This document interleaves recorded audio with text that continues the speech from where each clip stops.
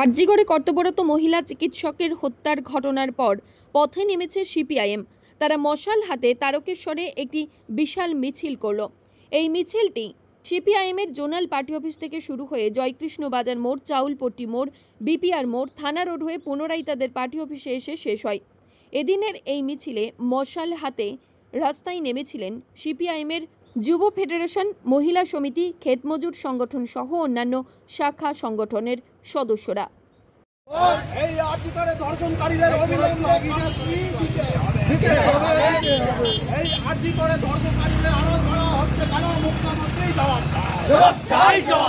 এই বিষয়টা নিয়ে কি বলবেন?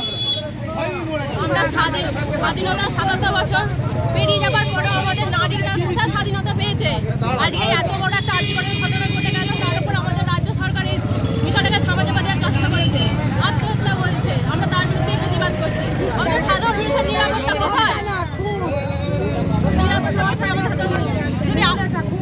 যদি আর্জিকরের মতো একটা জায়গায় যদি একটা মেয়ের এরকম অবস্থা হতে পারে, তাহলে আমাদের সাধারণ মানুষ যখন রাস্তায় পড়বে তখন আমাদের বিরুদ্ধে হতে হবে। মুখ্যমন্ত্রীকে আমরা ধিক্কার জানাই।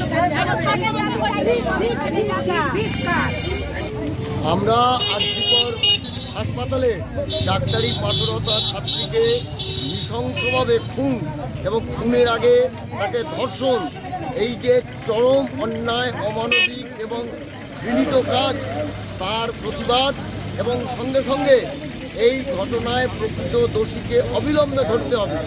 ইতিমধ্যে খুন এবং খুনের প্রমাণ লোপাবের জন্য সমস্ত ঘটনা ঘটছে।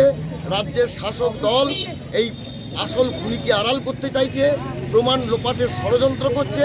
তার বিরুদ্ধে প্রতিবাদ জানিয়ে, এই জঘন্য নারকীয় ঘটনায় ধিক্কার জানিয়ে আমরা ভারতের কমিউনিস্ট পার্টি মার্ক্সবাদীর পক্ষ থেকে আজকে এই মিছিলের আয়োজন করছি। আশিস কুমার ঘোষের রিপোর্ট, সংবাদ আজকে নিউজ।